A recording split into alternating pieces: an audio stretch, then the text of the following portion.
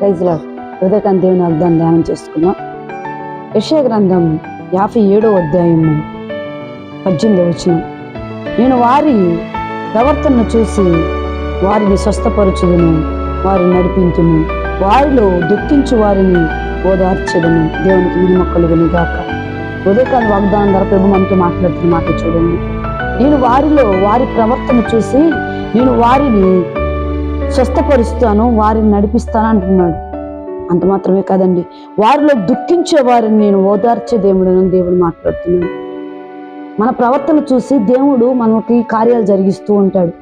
నేను ఆ ప్రవర్తనలు ఈ ఉదయకాంతి ఎలా ఉన్నాయో ఒక్కసారి దేవుని ఎదుట పరిశీలించుకునే అవకాశం దేవుడు కనుక చేశాడు. కనుక దేవుడు అంటున్నాడు, వారి ప్రవర్తన ఉదయకాంతి మన ప్రవర్తన ఎలా ఉంది ఆయన సన్నిధిలో, ఆయన ఎదుట మన ప్రవర్తన ఎలా ఉంది మనం సరి చేసుకోవాలి. ఆయన మన ప్రార్థనలు ఆలకించే దేవుడు. ఆయన నిన్ను స్వస్థపరచాలి అంటే మన ప్రవర్తన బాగా ఉండాలి, సరిగా ఉండాలని దేవుడు సెలవిస్తున్నాడు. వారి ప్రవర్తనను చూసి వారిని నేను స్వస్థపరుస్తానంటున్నాడు. దేవుడికి మహిమ కలుగును కాదు. నువ్వు దేని చేత బాధపడుతున్నావో, ఏ అనారోగ్యం చేత బాధపడుతున్నావో నా దేవుడు ఉదయకాంతి వాగ్దానం ద్వారా మాట్లాడుతున్నాడండి. వారి ప్రవర్తనను చూసి వారిని స్వస్థపరిచి నేను నడిపిస్తానంటున్నాడు. ఆయన నడిపించే దేవుడు అండి. ఆయన నడిపించేవాడు. ఆయన లేకపోతే ఈ లోకంలో మనం ఎలా నడవగలుగుతాం? నడవలేము కూడా. ఎందుకంటే ఆయన మన తోడుంటే మనం ఏ మార్గంలో నడిచినా మనం నడిపించగలుగుతాం, నడవగలుగుతాం. అందుకే అంటున్నాడు, నేను వారిని నడిపిస్తాను. ఆ రోజు ఇశ్రాయేలు ప్రజలు నడిపించినట్లుగా నేను నడిపించాలి, నీ కుటుంబాన్ని నడిపించాలి, నీ జీవితాన్ని నడిపించాలి, నీ వ్యాపారాన్ని, వ్యవసాయాన్ని, లేక నీ ఉద్యోగాన్ని నడిపించాలి, నీ ఆర్థిక పరిస్థితుల నుంచి నడిపించాలంటే ఆయన్ని చేపట్టుకుని నడిపించాలి. హల్లెలూయా. దేవునికి మహిమ కలుగును గాక. ఆయన నడిపిస్తాడు. అంత మాత్రమే కాదు, నువ్వు ఒకవేళ దుఃఖంతో బాధపడుతున్నావా, నువ్వు ఎవరు కూడా ఓదార్చే స్థితిలో లేక కృంగిపోతున్నావా, అయితే నా ప్రభు నిన్ను ఓదారుస్తానని వాగ్దానం ద్వారా మాట్లాడుతున్నాడు ఉదయకాంత్. దేవుడు మన ప్రవర్తన చూసి, మన క్రియలు చూసి ఆయన మనల్ని సరిచేసే దేవుడు, ఆయన మనల్ని బాగు చేసే దేవుడు. అందుకే ఉదయకాంత్ మాట్లాడుతున్నాడు చూడండి. ఆయన నేను వారి ప్రవర్తన చూసి వారి స్వస్థపరుస్తానన్నాడు. ఒక చోట ఉంటుంది కదా, ఐగుప్తు కలుగు చేయు ఆ రోగమేది నీకు కలుగుదు, ఎందుకంటే నేను స్వస్థపరచు యెహోవాను నేనే.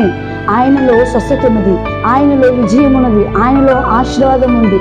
ఆయన సర్వ సంపదలకు గవిని. ఆయన మన దేవుడు ఎటువంటి వాడంటే ఆయన స్వస్థపరిచే దేవుడు. దేవునికి మహిమ కలుగును గాక.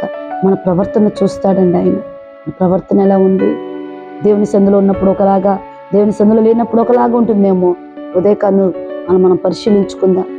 ఆయన సన్నిధిలో ఒకలాగుండి బయట ఒకలాగుంటే మన ప్రవర్తన చూసే దేవుడు. కీర్తనలో కూడా ఒక మాట ఉండదు, ఆయన ఆకాశం నుండి వివేకము కలిగి నన్ను వెతుకువారు కలరేమో అని ఆయన ఆకాశం నుండి నరులను పరిశీలిస్తున్నాడంట, తొంగి చూస్తూ ఉన్నాడంట. దేవునికి మహిమ కలుగును గాక. ఆయన నిన్ను చూస్తున్నాడు. రే సహోదరుడా, నువ్వు ఆయన ఎదుట ఎలా ఉన్నావు ఒకసారి పరిశీలించుకో.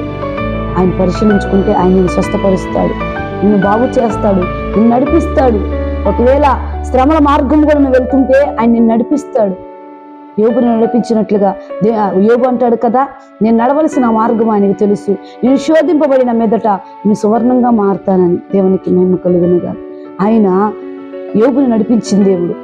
ఉదయకాంత్ నిన్ను కూడా నడిపించాలంటే ఆయన ప్రవర్తన చూస్తున్నాడు. జాగ్రత్త, నీ ప్రవర్తన ఎలా ఉందో. శోధనలో నువ్వు తప్పించబడాలి, నిన్ను ఓదార్చాలి, నీ కన్నీరు తుడవబడాలి అంటే ఆయన సన్నిధిలో నువ్వు నమ్మకంగా జీవించు, యథార్థంగా ప్రవర్తించు. ఆయన అంటున్నాడు కదా, నేను వారిని ప్రవర్తన చూసి వారిని స్వస్థపరిచి వారిని నడిపించి వారిలో ఉన్న ఆ దుఃఖమును కొట్టివేసి ఓదారుస్తానని మాట్లాడుతున్నాడు. ఈ వాగ్దానం మీ పట్ల, మీ కుటుంబాల పట్ల నా ప్రభు నీరు కట్టి ఫలింపచేయును గాక. ఆమేన్. Praise the lord.